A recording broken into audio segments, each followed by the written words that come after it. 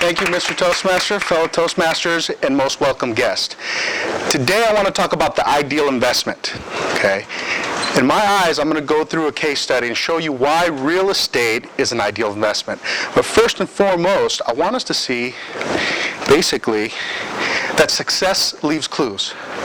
The rich are investing in real estate. Why are they doing it? How are they doing it? So let's look at a chart. I just wanted to show a quick chart. And this is the 1% wealthy in America. Who are these 1% wealthy? What is the makeup of the wealthy?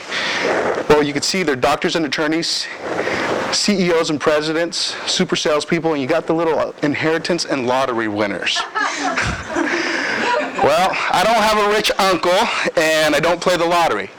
But when I looked at this chart, even with my degree, I was thinking about becoming a doctor, and I was looking towards that path, actually. Then I started thinking about dentistry. I looked at this chart, and I said, if I'm going to be wealthy and well off to help my family, 74% of them are business owners and real estate investors. And I said, I don't know about the other stuff, but I can do that. This is huge because even if they didn't make their money in real estate, where do you think they hold their money? It's a great tax shelter, and it appreciates.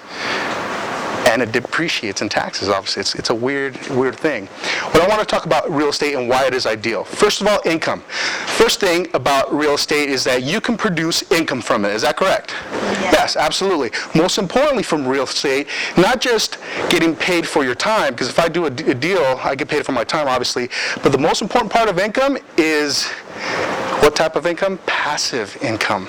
And that's great for me because right now I have property in 5 different states. And in every single one of those properties, there's people that are actually working 50, 40 hours a week just to pay the most important bill of the month, which is what? My mortgage. So whether I get up and go to the work in the morning, I get up and do something, I'm going to get paid at the end of the month no matter what. It's very important to be able to create something that's passive income for you. Whether you get up or work or not, this is the way to do it. Now, deductions. Can you get deductions as a real estate investor? Absolutely. You're actually a business owner. And what we do basically is you look at the government and they say if you're a W-2 employee, you can take up to 9 deductions. Okay? But if you're a business owner, real estate investor, you can have up to 400 deductions. That's huge. The scale is swayed. That's why they say the rich keep getting richer.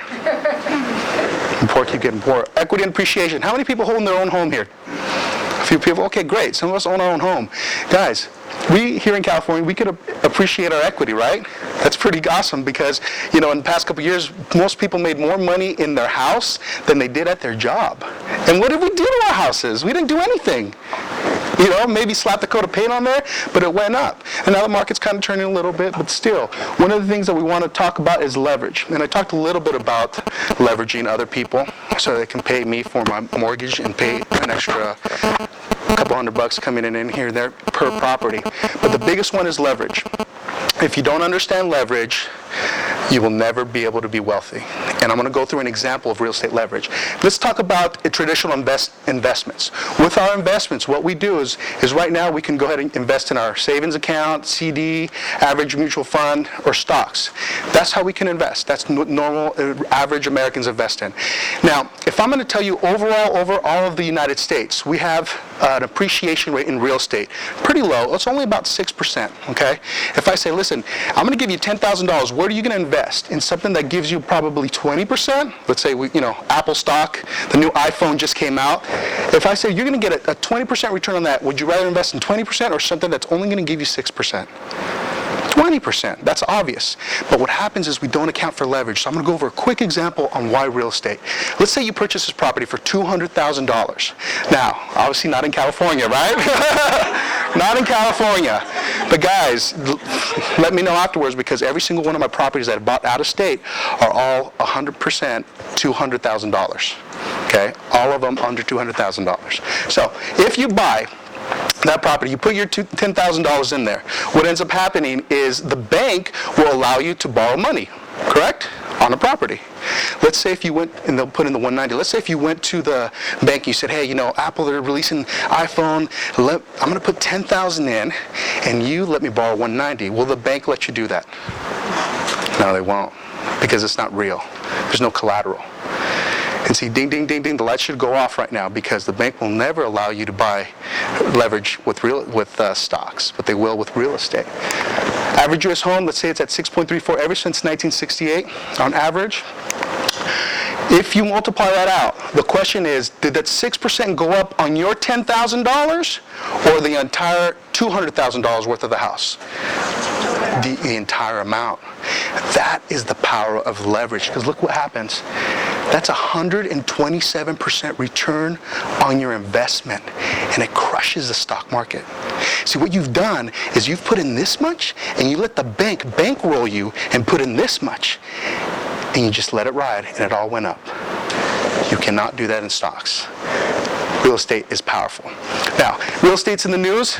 It's all over the place. I'm going to share something with you guys, so if some of you guys want to take some notes, definitely take note of this. There's a $25 trillion land grab. Now, as a microbiologist, formerly, I deal in millions, okay, because we talk about bacteria. Now, if I give you 1,000,000 seconds of vacation time, that's basically going to be about 11 days. If I give you 1,000,000,000 seconds of vacation time, that's 32 years. 1 trillion seconds is 32,000 years. $25 trillion land grab that's coming on. And what's happening is there's going to be these, not metropolis cities, they're going to call them megapolitans. And do some research on that. It's going out. And this is a treasure map, basically. And this is real life. This is going on today. And I want to encourage you guys to take a look at this. Because if all you do is go out and buy a little spot over here, you'll do well. Okay? All over the country, what they're saying is 2 major cities are merging together, and it's happening, okay?